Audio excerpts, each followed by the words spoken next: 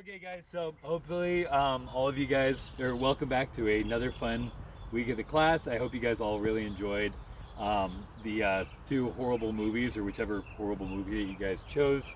Again, the idea is like you can actually get like a really good workout while doing something fun, and hanging out with somebody if you turn these bad movies into games like that. So just anyway, I hope you guys enjoyed it as much as I did. Um, the movie that I wanted to talk about that we're gonna watch this week is Free Solo. But before we even get to that, I just wanted to say a few words about soloing in general and like sort of my perspective on that whole thing. So there's two terms that you'll hear a lot. There's free climbing and free soloing. What free climbing is the type of climbing that you're doing basically all the time. Free climbing means you're climbing without the aid of hooks and aid climbing gear. So pretty much all climbing that you're doing is technically free climbing.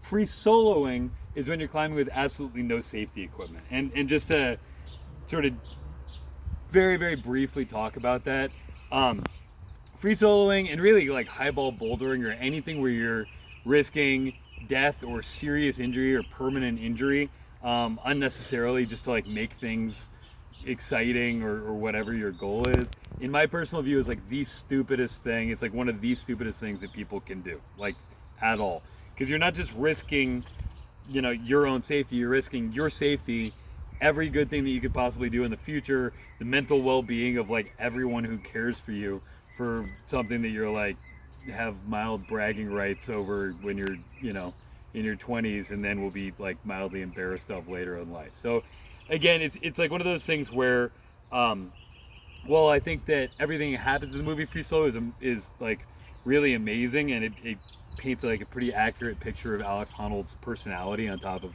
his like unbelievable climbing ability.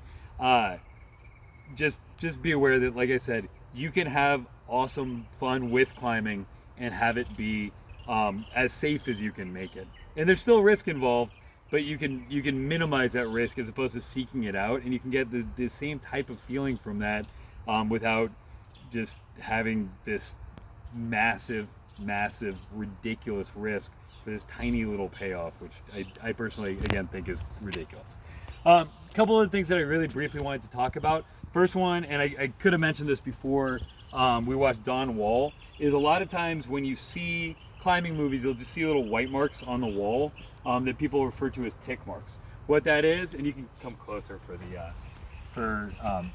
showing this, people will identify a hold. Usually it's going to be either a tiny handhold that's hard to see or a tiny foothold that's hard to see. And then they'll mark that hold by putting like a little line of chalk underneath it, like that. So when they get there, they'll be looking for these little lines of chalk, and then they'll know to step there. When you watch the movie Free Solo, and you can get real close, again, the stuff that he's doing is such a high level of difficulty that his hands and feet are not on things that he could support himself indefinitely. He's having to move through stuff because the total amount of surface area that he's got on these surfaces is like minimal. So again, when you're stepping on a foothold like this, you can stand on it, but again, you can't stand on that forever. And he's having to do specific targeting with his hands and feet, which I'll talk about in just a little bit. But you want to just be aware of the fact that it's not like there's sort of this public perception where like he's like Alex Honnold just operates on a different level and it's like this better climber than everybody else, and he's not a better climber than everyone else. In terms of the actual like physical, like being able to do hard moves, other people can do much harder moves than he can. He's the only person, and the thing that he is best at in the world is doing that stuff while putting his life at risk for like this prolonged period, and that he is like amazing at. But it's not like it's a sure thing because he's just so good. He's still doing things that have a unknown percentage chance, but a real percentage chance of failure. And it's not something that you can just mitigate through like having strong hands.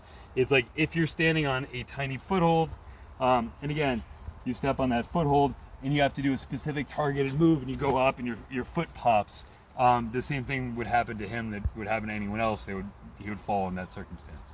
So when you're watching that movie, if you get like a little bit of adrenaline, that's because you understand that consequence and have a human response to it as opposed to various subjects of that movie. But anyway, so cool. That's it, and then we'll